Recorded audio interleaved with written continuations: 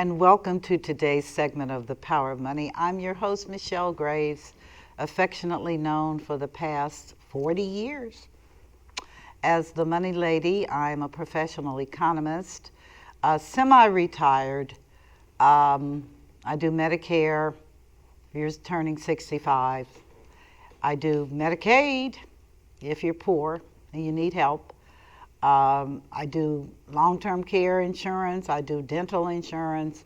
I do products that help seniors survive during the hardest part of their life. And for those of you that think that seniors have it all that good, you must be on some form of medication. Seniors are catching it every kind of way it goes. Mainly they're catching it because what they anticipated did not happen. And therefore the subject matter of part 2 of this book that I wrote 2 years ago that I did not know would turn out to be the hit that it has become, which is Thriving Through the Storm, a working class guide to surviving the Trump economy. When I wrote that book, he had just stepped into office, but I was totally prepared for all that was coming down the pike. Some of it related to him, but most of it not. The fact is that the United States has been on a crash course on how to get through the times that we're in now. Our country is in deep trouble. You don't have to be a credentialed person like myself as an economist, banker.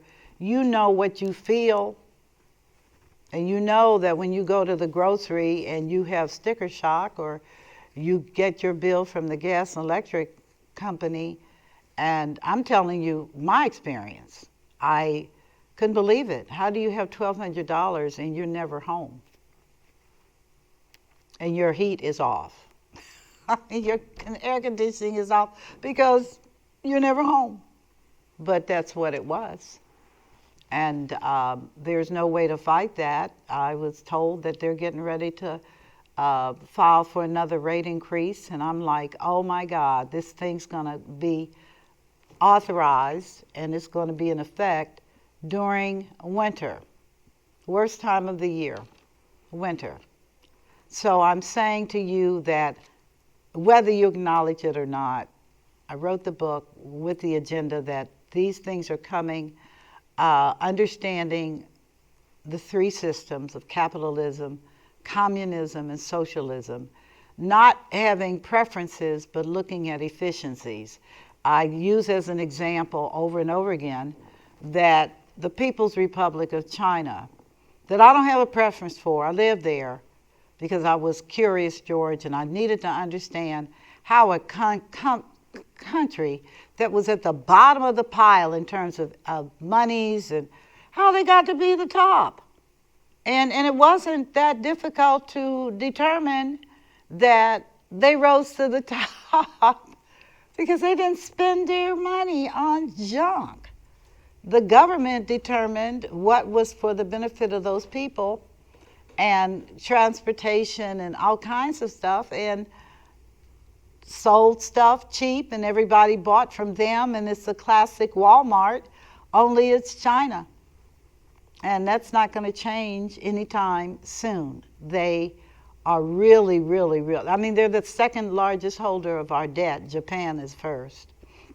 It used to be the reverse, but China got a little nervous and said, nah, we don't really have a lot of faith in those people. And so they sold a lot of their debt and to the Japanese and to the Americans. But anyway, my point in saying all of this, things have happened, things were happening, and now we're here. You now understand, if you watched any of my older shows, you know that inflation is a killer. It'll take your money and make it nothing. Germany was a classic example. We can look at this stuff, and so can you, because it's all available online. You can look at what inflation did to Germany and how inflation pushed Germany into World War II. Because if bread is 25 cents in the morning and $5 in the afternoon, that's called inflation.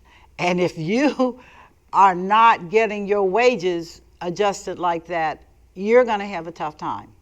And Americans are having a tough time at the grocery store. We're also having a tough time at the gas station. We were anyway, but it's now exacerbated and it's worse, because the reality is that our country and our citizenry is dependent upon gasoline to get to work and every place else. And that inflated money is taking money out of our pockets. We're looking at it. You can't fly a plane without dealing with gas prices for fuel. You cannot take a bus without dealing with fuel costs. All of these things have impact, and they have impact on the very people that are needed in this country for this country to grow and survive. And we have to grow. But how do you grow if you're stripping the people that bring it to the table to nothing? And that's something Americans don't want to face. We don't like the way it feels. You know how it feels. It feels bad, really bad. And I can speak for myself. So when you're on a tight budget and there's no giveaway, how do you do it? How do you do it? If your hours of work are reduced or your company is closing because people can't afford the merchandise you're selling because tariffs have pushed the prices up, how do you win? How does this happen? When there are no rules, and I said this in my book, the purpose of regulation and order is to keep people, working people, from getting played. And when I say getting played with good regulation, protections are in place for workers, wages can't stagnate, companies cannot cut because they've got to make profit. And please understand, under the capitalist form of government, not government, but the capitalist system of economic distribution, profit is everything. In communism, profit is not everything. Socialism, likewise. But in capitalism, if you don't make profit, that's net after your income and net expenses, and taxes, you better have profit, or else you're not going to be in business. It doesn't matter how socially acceptable the initiative is. You're not going to be in business. And people don't like what that feels like. When I say in public lectures that if you don't make money, you're not going to be in business. And people, that's not right. Well, you're in a system where that's all there is money, profit. After they pay you a pittance and pay something else, that's all that's left. And if they don't make profit, ask your CPAs, ask your money people. Profit drives this stock market. Profit drives success. And sorry, we're at a time where we are now effectively losing. We're not winning this game. We are losing this game. Who are the winners? Billionaires and CEOs and companies that make deregulated products and politicians who sell the story. The losers, and listen attentively, working moms doing 2 jobs and still struggling. If you've ever encountered that, it is very humbling to see a woman trying to take care of her kids, working 2 jobs, keeping her eyes open, kids running around everywhere because they don't understand their children. Okay? People with student loans and rising rent. How are you going to live if you cannot pay your rent?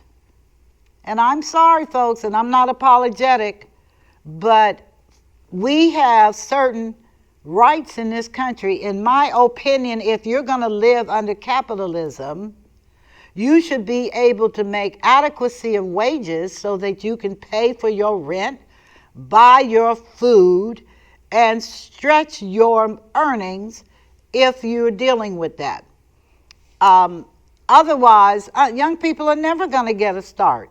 They're going to be living with you forever because they don't make enough money to allow them to live. So it's loud, it's emotional, it's dramatic, But when it's all said and done, that form of populism, capitalism, keeps the rich rich and leaves the working class trying to find scraps. And that's where we are today. So I'm talking about, let's look at, do you have a plan? Because in the last segment we talked about awareness, understanding systems, knowing where things are going. You have to know that everybody is on a tight budget. Unless you're in the 1% super rich, and in that case, you just want to get richer, but everybody else is up under a tight budget. So let's talk about what that looks like and why some things happen and why some things don't. The purpose of this information is not to make you feel hopeless, but rather is to make you wake up, not politically, but economically awake. The system is real. Here's the truth. When you understand the game, and it is a game, you can start to play it smarter. You don't need a degree in economics.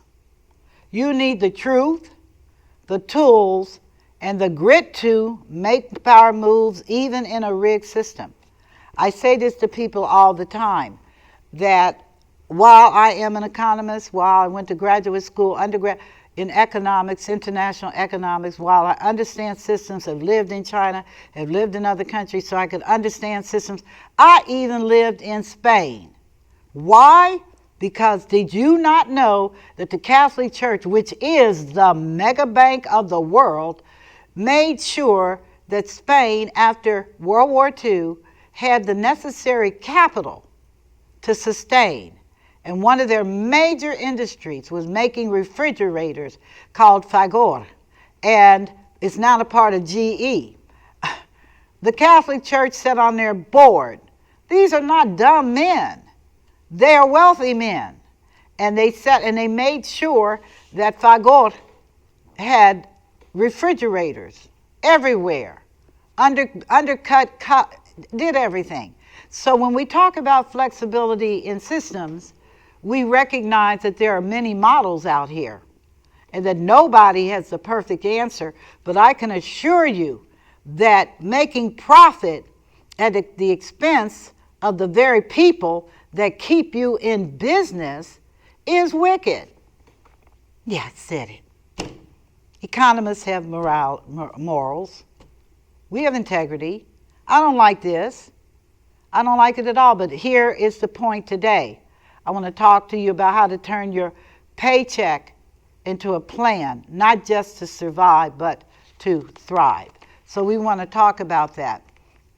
And so, if you believe in a breakthrough, amen, amen. But let's just say that let's start with setting your personal financial goals and start with where you are, not where you wish you were.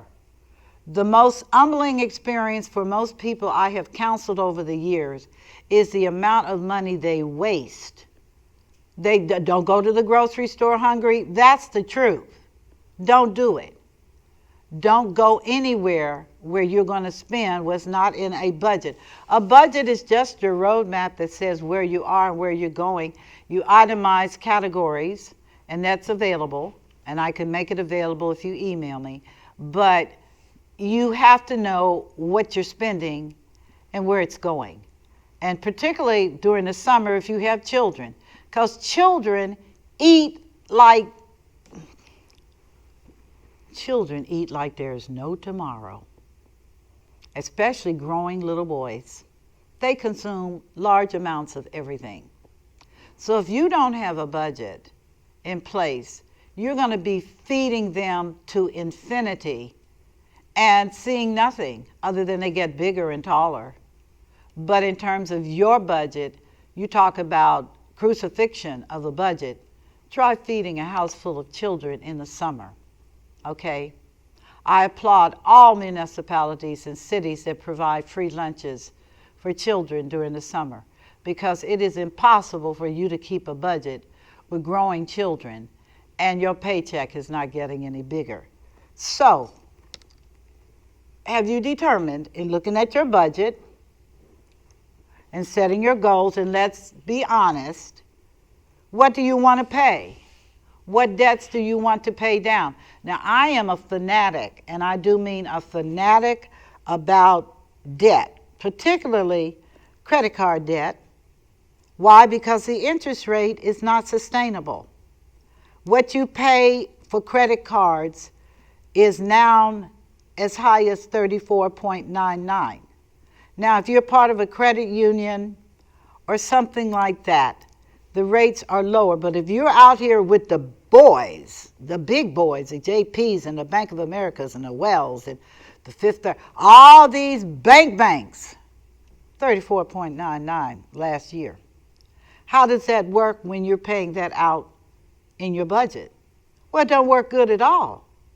And that's why I share with people, how much do you want to pay down?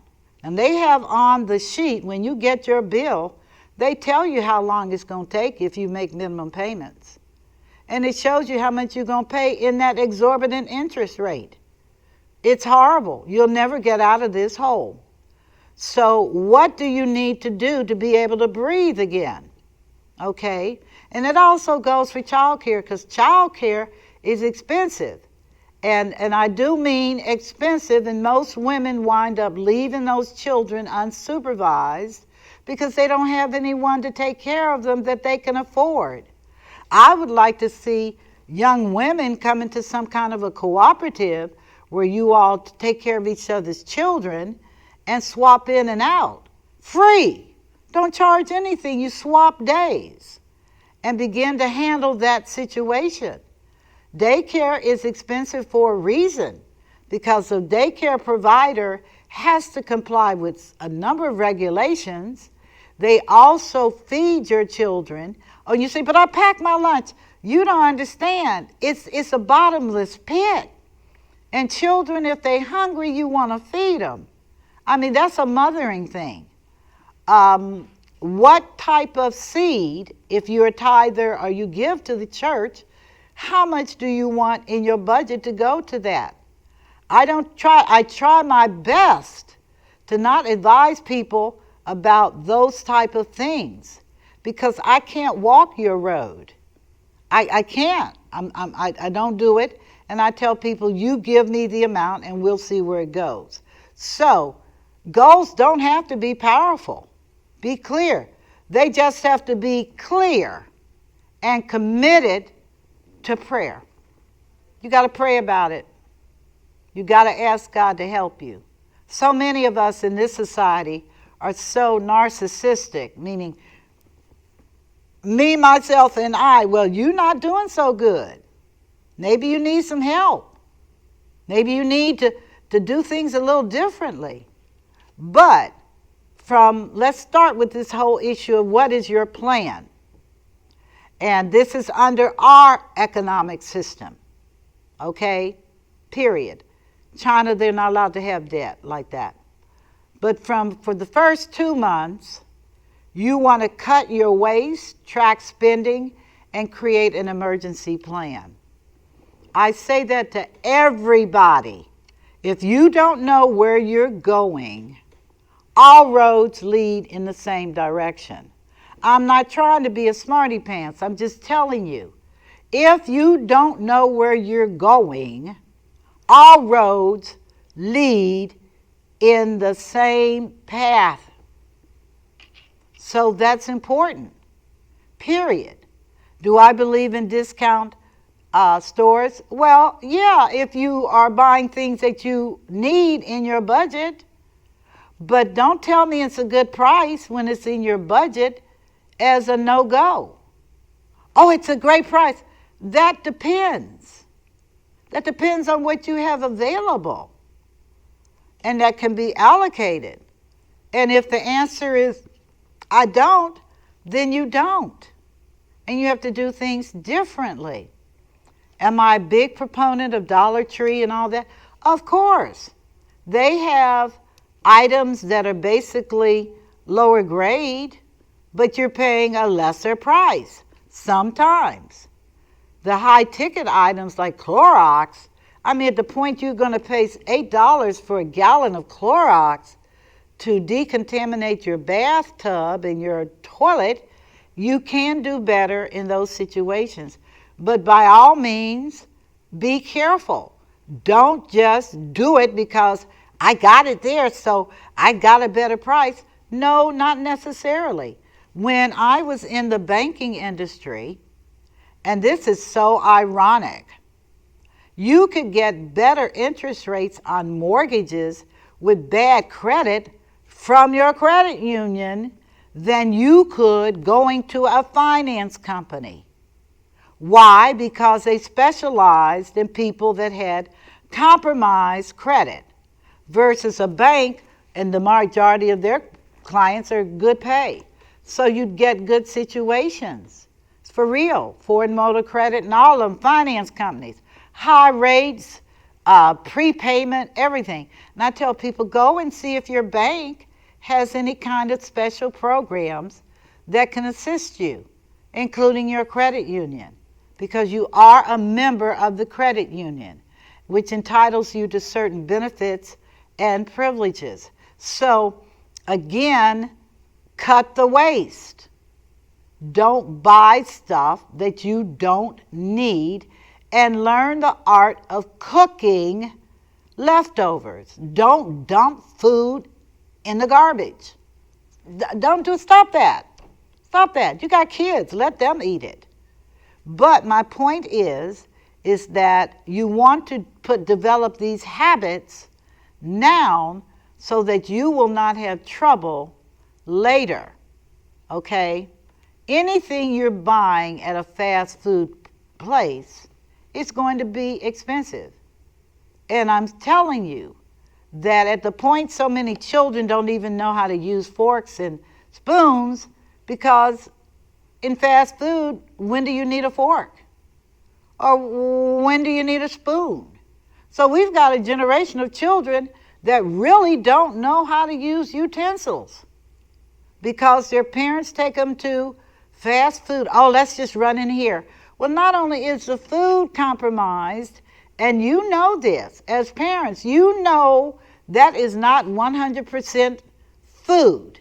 It is something, but does it really provide the body with the nutrition that it requires to grow? And children are growing. But these are things that you must start the first 2 months and then and create your emergency plan.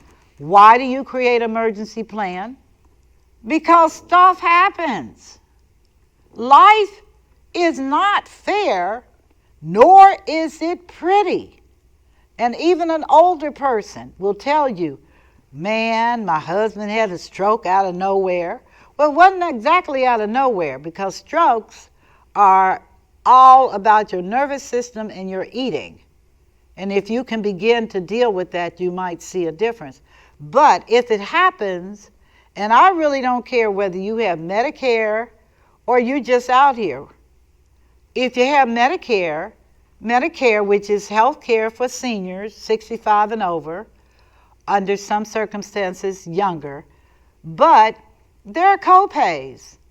You don't get to stay at the hospital recovering free. You have to pay the hospital. And they will tell you, say, but I don't have the money. Well, we'll put you on a payment plan, or else we'll turn you over to collections. That's capitalism. Okay? Money.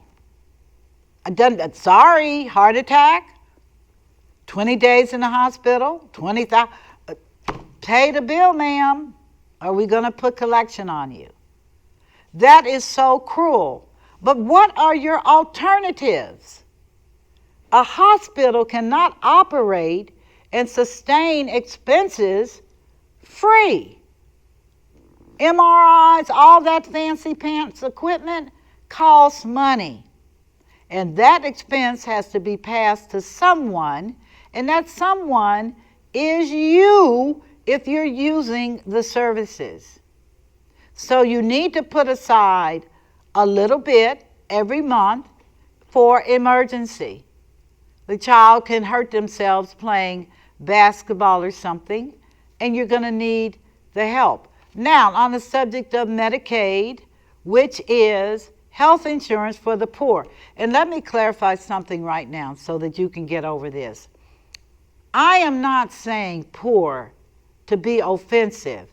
I am saying poor because your income, if it's below a certain amount, according to the U.S. government, you are below the poverty line, which is poor. And being below the poverty line enables you to get certain benefits. And I share this with people all the time. Oh, Medicare, that's for poor people. Stick around long enough. Keep spending all your money. Have an unexpected. Have stuff happen. And you will find yourself very quickly in the poor category, trying to get qualified for help. There's no sin in getting help in America. Everybody else is. And if you're a taxpayer and you've been in the system, by all means, get over no. And do what is needful for you and your family. Are there questions that are uncomfortable? Yes, there are, because they want to make sure you really have a need. Medicaid is federal, state paid. Taxpayers pay for those benefits for you. And I tell folks, don't be so cavalier. That money is going to help you. So by all means, take advantage. Please. But don't be insulting, because everybody, if you're going to live life, you're going to have downtime. Stuff didn't come in right. Stuff happened. You didn't know. And whatever we think about America, America is known historically to have had food banks, soup lines. They've been there for people that didn't have much. And if the government wasn't there, you had Salvation Army.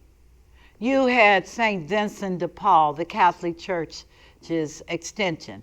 You had Goodwill. You had agencies, nonprofit, meaning they didn't make any money, who did do this. And many of them still do. I specifically donate to St. Vincent de Paul and also Goodwill. Why? Because they don't charge for people that have the vouchers that say that they need help. And why not? You got too much stuff at your house anyway. So they're there. And I'm saying that because, and this is not a part of my script, I'm talking to you as Michelle Graves, the money lady. I've not always been like that. I had 3 children to raise, alone, divorced, no child support, and did, in the early years of my practice, I cleaned offices. I did everything to make sure my children could have a good quality of life. And they went to private schools, and I drove a raggedy car. You may not have to do that. Hope you don't. But if you do, and it's for the benefit of your children, don't be funny about it. I tell folks, there's no shame in doing for your children and family. If it's legal, if it's honorable, then get with it and stop the foolishness. Stop the negative conversation. Oh, you don't understand my situation. Yes, I do. And as a result of that, I tell folks, get a plan and make it work. And get your family involved so that it can work for you. Your children will thank you later. But in the meantime, you got to get through this. Months 3 to 4, you want to add income streams. You want to get other jobs, better paying jobs. Okay. They say we've got a hiring boom out here. I don't know. But if you can do 2 jobs and it's not a bad thing, and you can get your debt paid off, because that's the primary, The thing that's sinking our country is sinking you as well, and increasing savings. And I've had women say, so are you saying that I should not splurge? You don't have the money to splurge. But if you do a true budget, all of your money should be allocated at the end of the day. Your money for food, your money for drugs and medication, your money for transportation, your car repair money. Cars do break down. If you keep them maintained, you won't have to deal with that. All of that is included in your budget. And if you're in the red, that means things have to change radically. Okay? Things do. Everybody in the household has to pull their weight. That is the truth. So those are 3 things. And then months 5 through 6, that's you want to invest in yourself. Many of us have to retool. Why? Because AI showed up and zoop, done. You have to learn new systems for stability, including AI. You have to grow and set up systems. Now I'm going to tell you something about ChatGPT. If you really want to go deep, you can ask GPT based upon the data you gave it, what does it recommend that you do? In my situation, its communication skills, excellent. I don't need any other training on how to talk to people and how to make money. But I do need to understand the language. Today, language has changed. And I need to learn some things, and I need to become much more proficient in artificial intelligence, because that's going to be running the investment community. Who needs a stockbroker to advise them on what to buy when you've got artificial intelligence that can peruse the market and make recommendations based upon the information you give it? That's powerful, and that's not going anywhere. And I'm sorry if you don't like it. I don't have an opinion other than do what works. Have a plan. And that needs to be not that internet garbage about if you give me this, we'll give. That's not the way it works, and that's not wisdom. Make sure your budget is complete. Make sure all things are in order and have been in order for you. So you want to, again, and this is in the book that I wrote 2 years ago that I am now putting on the road. I'm taking this teaching on the road. I did one, it was phenomenally successful, and I'm going to do a lot more. So if you understand, if you really understand that God's plan is not for you to be desperate and destitute, then you're going to be willing to understand and address some of the things I talk about, which are living below your means. Most of us spend too much. That's why you have to have a budget. And I would say for all you young people, get a notepad that's a little swirly pad from the drugstore and keep a record of every penny you spend for a week. That's going to be a shock, including your fast foods. Include the tax. Don't be novel here. Give generously, even if it's not trendy. Why? Because when people are in need and you can assist and it's not hurting you, then why not? Now, I had an encounter this past week. I've had a number of encounters to let you know how things are getting. Did you know people are sleeping in hotel parking lots with their families and trying to sneak in to shower? Why? Oh, it can't happen to you. Get evicted. You may not have done anything for the eviction. The landlord may want the house back, and you're out. It can happen. Okay? You can get things repoed. You can get things in place that you didn't even know. You didn't even know. Is that legal? I don't know. I'm not an attorney, but I will tell you that hotels are putting up barriers to make sure that people cannot get in their building at night or sleep on their lot all over the country. All over the country. For real. Families sleeping in cars and pickup trucks.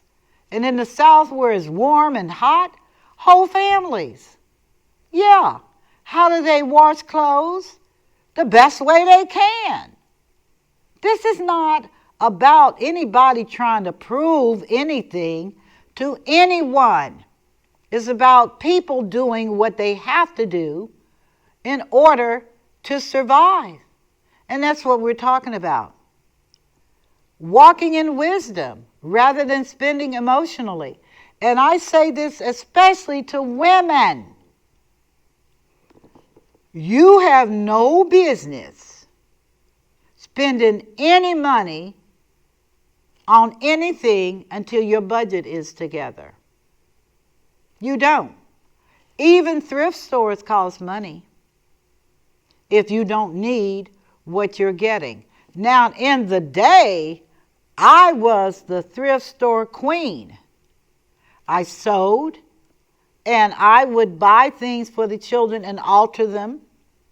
These are name brand tags. Back then they were doing that. And I would, new clothes, everything. I did that. Today, thrift stores are expensive. I tell them I'm not paying $19.99 for a dress that was donated to you. Well, it's the thought. No, it isn't. You all have a business. And unless you are church oriented, you're making profit too. Why do I want to do that with you? I don't want that. But, what are you going to do? I don't have an answer. Believe, and hear me, believe that better is not only possible, it's promised. Either you believe that or you're just doomed. You have to know that good people do win. Now, I don't care about what's going on out here right now. This is just a season. Everybody is not savage and wicked. Everybody's not. You do see it because that's the role of media. Media is not in business to give you bright and sunshine stories. It's to reveal truths and to make you say, But believe me this, if you're a decent and honorable human being, you may not see the rewards of your kindness yet, but I will tell you as an absolute, and I'll put my signature as the money lady on it. You're setting yourself up for wealth. People that are chinchy, whether they're rich or poor, will get nothing. The rich man will get a disease and die. The poor man will be in power. You cannot play the selfish, greedy role. Globally either. Globally either. Look at what's happening to Africa. Look at what's happening to a continent that's bigger than Europe and US, and they have all the resources. And now, because of the way they were treated under colonialism with France and Belgium and everyone else, but they got the money. And they are being rewarded. Look at Burkina Faso. Oh my gosh, look at Mali, look at Niger, look at Nigeria. I mean, South Africa. Look at what's happening around you. That could be you. And many of these countries didn't donate. The stuff was stolen from them. But they're getting it all back Because you cannot play that law successfully for long. You cannot cheat, rob, dog, abuse people, human beings just like me and you. You cannot do this infinitely. Because some people call it karma. I call it the law of reciprocity. These are spiritual principles. You gonna get it. Yes, you are. You're gonna get it. You're gonna wonder why your family got all kinds of diseases and stuff going on, why your kids can't think. You're gonna wonder what happened. And I'm gonna tell you, you better sit quietly and find out what happened. Culturally, historically, what happened in your family for this stuff to circle back. Okay? So, the one thing I will say that must be emphasized, what will you stop doing? What will you start doing? And finally, what will you stay consistent in, no matter what? What is your motivator? Please don't tell me money, because that's such an empty motivator. I'm serious. Some of the wealthiest people in the world is some of the miserablest people in the world, and vice versa. Not all wealthy people are unhappy. Many wealthy people are incredibly happy. That's why they're not giving up their money. But for you and I, you can begin to understand the concept that I've said of balance. Everything has to be balanced. And when things are not in balance, things slide. Because the desire is balance. And since it's your life, not mine, but yours, it is imperative that you begin the process of balance. Okay? And that starts with, listen, every dollar has a destiny. Assign it. Tell your money what you want it to do. Okay? Well, I want to treat myself. Well, not now. You're in debt. You can't see straight. And you either need to get a better paying job, or you need to look at other streams of income to allow you to be paid. Okay? Or collaborative, cooperative systems where you and your friends can partner together and sell things and make money. Okay, on Maslow's hierarchy of needs, which most economists and people that are into society and societal relationships, they will tell you that the very bottom of Maslow's hierarchy of needs, food, clothing, shelter, whoever can provide that's going to be wealthy. I don't care how you do it. Food is an essential. If you don't have food, you're going to go crazy. Starvation, everything. Food is essential and fundamental, and that's why it's so abused. Okay? But I got news for you, like I tell everyone. If you get seeds and put them in a pot, I promise you they'll sprout. And in a minute, they'll grow. You say, but it takes money to buy seeds, and I'm like, God's not chinchy. In the seed packet, you're going to get like 20 seeds for $2. And all those seeds will sprout. You should not ever go to the grocery store and buy lettuce. Lettuce grows so fast and so quickly and so cheaply, you can have lettuce all year round, all day. Same thing with kale and other things.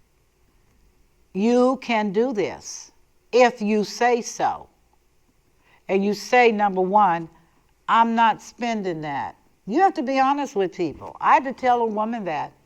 I told her, I did not get the title, the money lady, being stupid.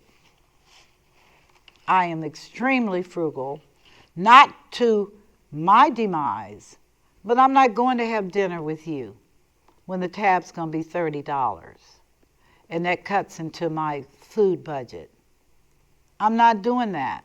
I'm not doing any, if I go to a movie, it's going to be senior pricing, matinee, And there I go. That's $10 out of my budget. But I went to see Michael Jackson, Senior, $9.95. Loved the theater, loved it, loved all the above, loved the movie. But my point is that I didn't buy any popcorn. I didn't buy anything to drink. I got water. I ate before I went, and it was a great show. The other person did not do that. She spent another $25 on popcorn, on Slurpees, candy, because she wanted to make an event. I just wanted to see the movie. I was not going to go into whole $40 for a movie. But again, because she did not have a budget and she did not understand telling her money what it must do for her to be happy, there you go. For real. If you were really into group collective activity, you would have gotten a group of you all together and talked to the theater about getting bulk tickets so that everybody could see it for half price. These are the things that you can do during these survival times that will make a difference. Now, how do you move from survival to planning? You make a decision. I'm not doing that anymore. And I'm very open with people. I don't do that. No. I don't do that. Why? Because I can't afford to. Well, why not? Because I don't spend my money like that. Okay? And I'm serious if you talk about retail stores. Look at the quality of the merchandise. Look at the quality of the dresses and please stop. I'm telling you something you need to listen to and watch. How did the Chinese get rich so fast? They worked for nothing for us, banked all their money through their government, loaned out money. Did you hear? They were the people that loaned us money. Millions of dollars, billions. While their people lived very, very frugally. Now, mind you, they paid for their housing and stuff, but they still had to live frugally. Why do I give this an example? If they could go from the bottom of the pile to number one on the globe just by not spending money and by lending money out, don't you think you can do that too? What differs you from them? Nothing. One had the will, because the Chinese were determined they were not going to be anybody's debt slave. They believed that. And you who say, well, I want this. Well, folks, it don't work like that. Okay? In the remaining time that I have, because I'm wrapping up quickly, I want you to think about these two shows, about the environment and then what is your plan. And may I submit to you that times are not going to get any better. Nope, they are not. And if you believe it, you're going to be hungry a lot. You're going to continue to see stores close because they don't have the sales to sustain their operation. They have to make profit. They're not making profit. You're going to see your big ticket items also begin to fail, because who wants a $5,000 handbag? Duh. Anyway, enough of that. I got a sense of humor too. Dag. Anyway, I'm Michelle Graves. I thank you for being a part of my world on these first two shows, dealing with thriving through the storm. And I hope you will have the courage and the resources to email me or whatever and see if you can get some help. You take care. God bless you. Have a great day. Bye-bye.